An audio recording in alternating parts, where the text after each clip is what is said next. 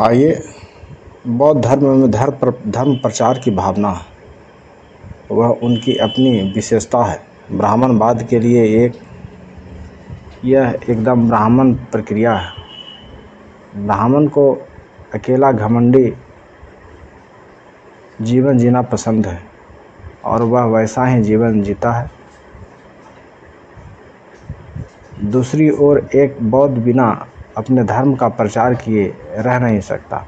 बौद्ध धर्म का मानव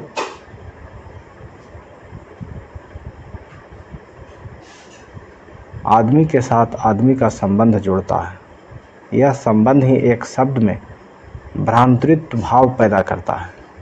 यही वह विश्वव्यापी विचार है जिससे विश्वव्यापी धर्म दूत भावना की उत्पन्न होती है। सभी दानों में धर्म का दान सबसे बढ़कर दान है। भिक्षु बहुत जनों के हित के लिए, बहुत जनों के सुख के लिए विचारो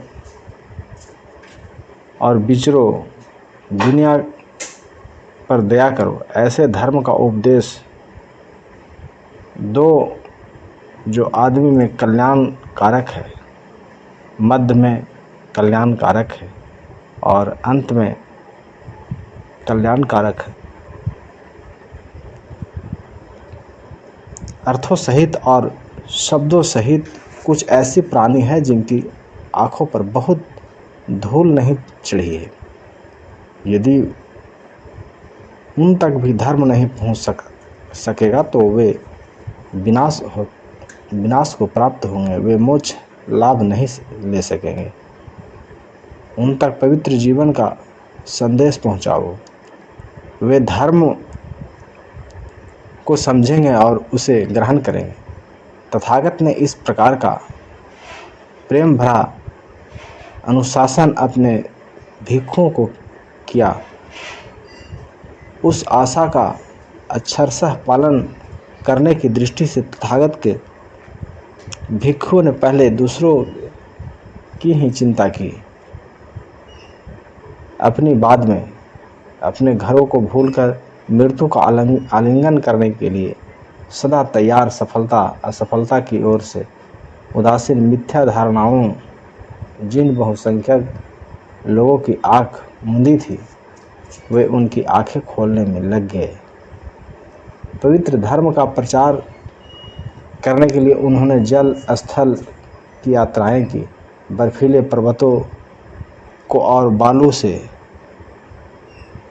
कांतरारों को पार किया और सभी खतरों तथा विपत्तियों को सहन किया। कुमार जीव, फाहियान, यान च्वांग, दीपंकर तथा विन्सेन के नाम इस बात के द्योतक है कि सधर्म अपने मानने वाले को कितना उत्साहित कर सकता था और उन्हें कितनी प्रेरणा दे सकता था। जिन जिन देशों में यह सधर्म पहुंचा, वहाँ इसका जो शीघ्रता से प्रचार हुआ, उसका कारण कोई राजकीय प्रभाव नहीं रहा, बल्कि इसकी अपनी आध्यात्मिक सामर्थ्य तथा श्रेष्ठतर प्रचार पद्धति रही। बिना तलवार की मदद के, बिना बंदूकों या तोपों की सहायता, एशिया के सबसे अधिक घनी आबादी वाले प्रदेशों में बौद्ध धर्म ने अपना शांति और सद्भावना का संदेश सर्वथा जंगली लोगों तक पहुंचाया और उन्हें सभ्य बनाया। मैक्स मुलर के लिए यह एक महान आश्चर्य का विषय है कि एक ऐसे धर्म ने जो सभी वस्तुओं के न रहने की बात करता है, व्यक्ति के व्यक्तित्व के विस्मरण को अपना ऊंचा आदर्श मानता है, और उनके लिए प्रयत्नशील रहता है। लाखों करोड़ों आदमियों को प्रभावित किया।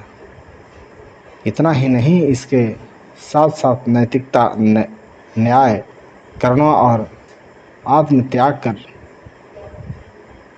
पर जोर दिया। इसने न केवल भारतीयों पर लेकिन मध्य एशिया की निम्नतम जंगली जातियों पर भी निश्चिंतात्मक रूप से कल्याणकारी प्रभाव डाला। यह सब कैसे हुआ? यह कोई बड़ी उलझी हुई बात नहीं है कि जो सुलझाई ही नहीं जा सके। ज़रूरत इस बात की है कि हम यह जान लें कि तथागत के धर्म में न धर्मांधता के लिए कोई जगह है और न असहनशीलता के लिए।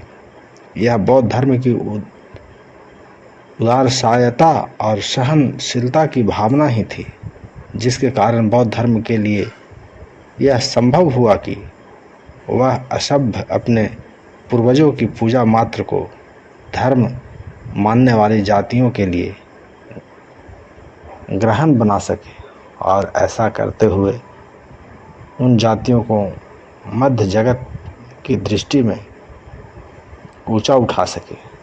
यदि बौद्ध धर्म में सभी को हित चिंतक की भावना न होती तो वह अपने नाम को एक ओर तिब्बत के बौन लोगों के लिए, दूसरी ओर चीन के ताओ के लिए, तीसरी ओर जापान की शिंटो लोगों के लिए, चौथी ओर बर्मा के नाट लोगों के लिए और पांचवी ओर श्रीलंका के प्रेत लोगों के लिए सभी ग्रहण न बन सकता। यह एक आगम था, सत्य की ओर एक कदम। यह इस्लाम और ईसाईयत की तरह हठ धर्मी का धर्म नहीं। इसी कारण से बौद्ध धर्म में इतना औदार्य है और दूसरी ओर इतना लचीलापन। यह ईश्वरवाद और अनिश्चिततावाद दोनों का, एकात्मवाद तथा द्वैतवाद दोनों का, सर्वेश्वरवाद तथा बहुदेश्वरवाद दोनों का, प्रेत पूजा और जीववाद दोनों का, मूर्ति पूजा तथा मूर्ति भंजन दोनों का, ध्यान भावना तथा प्रचंड उछल कूद दोनों का, देवताओं और राक्षसों दोनों का, सत पुरुषों और वीर पुरुषों दोनों का, ऊंचे प्राणी तथा नीचे प्राणी दोनों का, ऊपर के लोग तथा नीचे के लोग दोनों का और स्वर्गों तथा नरकों दोनों का समावेश कर सकता है। इतना होने पर भी यह एक मात्र धर्म ऐसा है जो अपने अनुयायियों पर कोई भी एक निश्चित मत जबरदस्ती लादना नहीं चाहता। यदि सब मिलाकर बौद्ध धर्म की अंतःसरिता आदमी को एक सुंदर तथा श्रेष्ठ जीवन जीने की ओर अग्रसर करती है और करुणा, दानशीलता तथा सहनशीलता के रूप में अभिव्यक्त होती है और उसमें अपेक्षाओं की भावना के साथ साथ मुदिरता भावना भी परिलक्षित होती है, तो उसके साथ साथ यदि थोड़ा सा मिथ्या विश्वास भी हो तो वह क्षम्य है।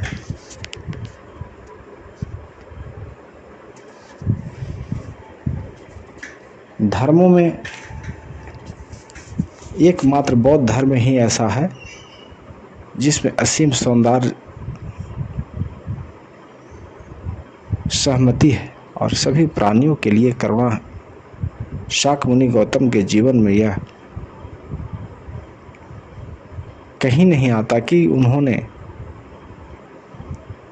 शूद्रों को, दानवों को सौंप दिया हो और उन्हें डुबो कर मार डाला हो, या ऋतु न रहने पर वृक्षों की श्राप दिया हो, उनके फलों को क्यों नहीं लगे, या निर्दोष व्यापारियों को कोड़ों से पीटा हो।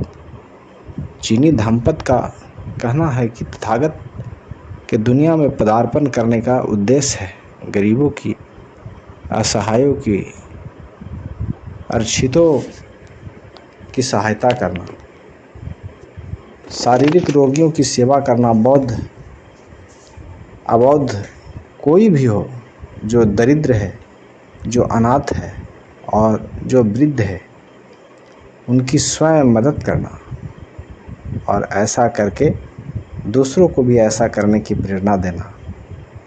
इन सब कुशल कर्मों से इतना पुण्य प्राप्त होता है कि पूर्व के सभी संकल्प पूरे हो जाते हैं और वह जीवन के बड़े परमार्थ को हस्तगत कर लेता है। इसलिए बौद्ध धर्म आत्मरक्षा के लिए भी किसी दूसरे को कष्ट देने दिलाने से बचता रहता है। इसके न केवल यह ही शिक्षा थी कि बिना मैत्री के प्रज्ञा और बंजर भूमि के समान है, इस शिक्षा का व्यवहार में इसने इतना पालन किया कि स्वयं अपनी स्थिति के लिए ही खतरा पैदा कर लिया। इसके एक राष्ट्र और दूसरे राष्ट्र छिड़ने वाले युद्ध की हमेशा निंदा की है। इनमें लगातार प्राण दंड की सजा का विरोध किया। इसने हर अवसर पर खूनी यज्ञ यागों का विरोध किया। महावस्तु में लिखा है कि तथागत के पदार्पण के ने अश्वमेघ, पुरुषमेघ तथा भारत में प्रचलित दूसरे की पुंडरिक आदि को घृणित यज्ञाग थे, वे सब बंद कर दिए। एक धर्म किसी भी देश विशेष की सभ्यता को उसके कला के माध्यम से ठोस रूप से प्रभावित करता है।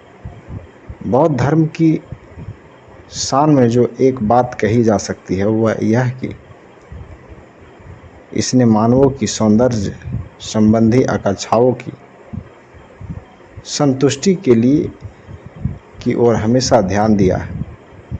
जहाँ जहाँ बौद्ध धर्म पहुँचा है, कल्याणपूर्ण पेंगोड़ा, विशाल विहार, सुंदर स्तूप अस्तित्व में आए हैं।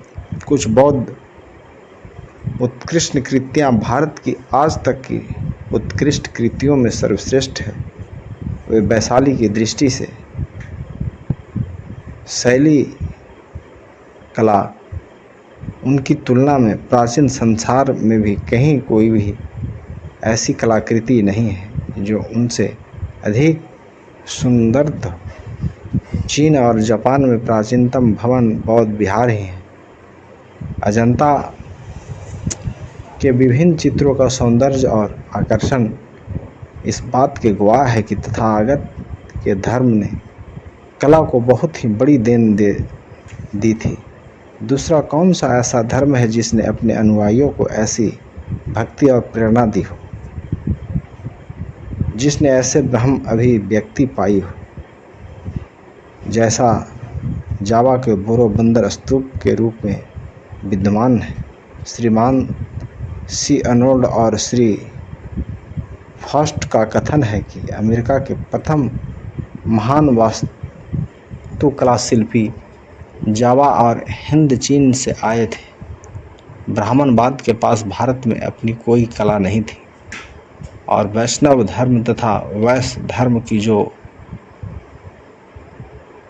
लचकदार कला बौद्ध भिक्षुओं के शिल्प की हरामी संतानें हैं। डॉक्टर ग्रीनवल्ड का कहना है कि ब्राह्मण कला का मूर्ति पक्ष जितनी हमारी जानकारी है, प्रधान स्वरूप से बौद्धत्व पर ही आश्रित है। यहाँ तक कि उत्तरी बौद्ध के उत्पली काल के समय में ही जिन वैश्य सब मूर्तियों का आविर्भाव हुआ, उन सब का एक ही स्थिर आकार प्रकार है, जबकि वैष्णव मूर्तियां बौद्ध तत्वों का अनुकरण करती है। इसकी भिन्न भिन्न व्याख्याएं की। इनसे भी अधिक जैन कला का प्रतिनिधित्व करने वाली मूर्तियां बौद्ध शिल्प पर निर्भर थी। श्री बीबी हैवल का जो कहना है कि हिंदू कला में चित्रकला तथा शिल्पकला दोनों में जो कुछ भी सर्वश्रेष्ठ है वह सीधे सीधे बौद्ध धर्म से ही लिया गया है। जो बौद्ध धर्म है वह प्रयास करता है कि प्रकृति तथा कला में जो अधिक से अधिक सौंदर्य संभव है उन दोनों को एक कर दिया जाए। उनका यह उद्देश्य नहीं होता कि समान भाव उत्पन्न किया जाए या तीर्थ यात्रियों के लिए कुछ आकर्षण प्रदान किया जाए। वह यह कहता है कि कला में अपने आध्यात्मिक मूल्यों को साकार करने के लिए अपनी अनुयायियों की सौंदर्य बोध संबंधी आकांक्षाओं को संतुष्ट करने के बौद्ध धर्म ने कहीं भी अपने मुख्य सिद्धांतों की उपेक्षा नहीं की है। बौद्ध के लिए जितना भी मजा है वह सब निर्वेद निरूप ही है और इस निषेध को स्थायित्व देने मात्र से आत्मार्थितपन का नाश हो सकता है।